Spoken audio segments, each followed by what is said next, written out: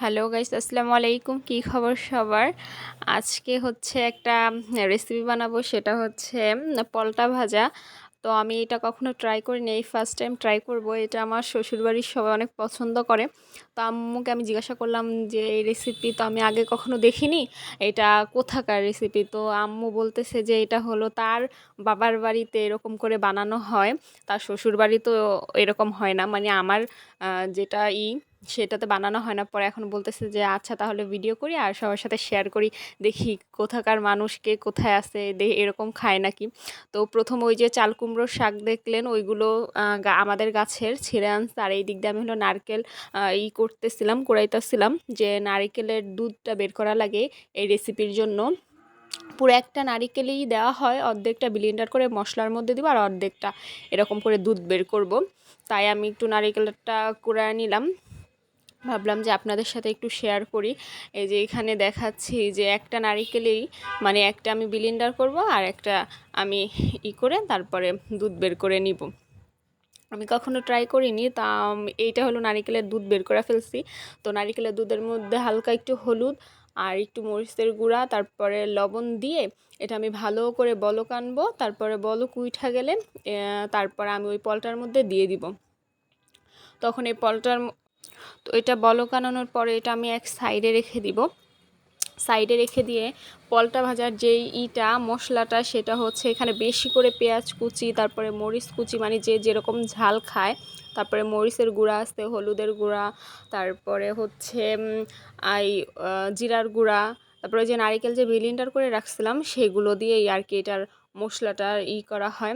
তারপরে বিভিন্ন ধরনের মশলা দিয়ে এটা ভালো করে রেখে এই যে এই পাশে হলো ওই যে শাক দেখাইছিলাম, শাকগুলো এক সাইডে রাখছি। তো আম্মু এটা ভালো করে মাখাইতেছে। মাখানো শেষ হলে ওই পাতাগুলো হচ্ছে একটু বড় বড় হইলে ভালো হয়, মানে বড় হইলে আর কি ওইটা মোড়াতে ভালো হয়। তো আজকের পাতাগুলো অনেক ছোট ছোট, সমস্যা নেই, 4-5টা পাতা এক করে তারপর একটা বানায় ওর মধ্যে ওই একটু একটু করে মশলা দিয়ে তারপর ভালো করে মোড়ানো হয়। যেমন ওই যে আমরা মাছ ভাপা খাই, ইলিশ মাছ যেরকম আমরা করে খাই, কচুর পাতা এরকম মুড়িয়ে মুড়িয়ে খাই, ওই রকম টাইপ, মানে সেম ওই রকমই, খালি একটু বাঁধা হয় না, এটা বাঁধা ছাড়াই হাত দিয়ে মুড়ায় তারপরে রাখা হয়। এই যে আম্মু দেখাইতেছে যে 4-5টা পাতা একসাথে করে ওর মধ্যে একটু একটু করে আমরা মশলা দিয়ে দিতেছি। একটু বলতে ভালোই মশলা ওর মধ্যে দেয়া হয়, মশলাটাই তো আসল। তারপরে যে এটা ভালো করে মোড়ানো হচ্ছে, হাত দিয়ে মোড়ানো হবে, এর মধ্যে কিছু ইউজ করা হবে না। তো মোড়ানো হইতেছে, আম্মু এরকম করে মোড়াইতেছে আর দেখাইতেছে যে এরকম করে। আমি ভাবলাম যে আমিও একটু শিখে নিই, যেহেতু আমার হাজব্যান্ড পছন্দ করে। তাই বলতেছে, আম্মু বলে যে তুমিও শিখে নাও। পরে আমি বললাম যে হ্যাঁ তুমি বানাও, আমি তাহলে একটু শিখার আমি ভিডিও করে ফেলি, সবার সাথে একটু শেয়ার করি। তারপর আম্মু বলছে আচ্ছা ঠিক আছে। তো আম্মু আমার দেখাই দিতেছে এরকম এরকম করে নিয়ে তারপরে এটা নাকি তেলে ভাজতে হবে, মানে একটু তেল বেশি দিতে হবে, কম দিলে হবে না, একটু ভালো তেলে ভালো করে ভেজে নিতে হবে, একদম কড়া করে ভেজে নিতে হবে। তো আম্মু এই সাইড দিয়ে আরও এইখানে ওই যে দেখা যাচ্ছে দুধ বের করাটা, ওইটা আমার এই স্টেপে ছিল। তারপরে ওই আম্মু আবার বেশি বেশি করে নিয়ে তারপরে দিয়ে দিতেছে তাড়াতাড়ি করে। তারপর বলতেছে যে এটা ভাজতে হবে তেলের মধ্যে। তো আম্মু সব একটা একটা একটা করে সুন্দর করে এরকম দিয়ে দিচ্ছে।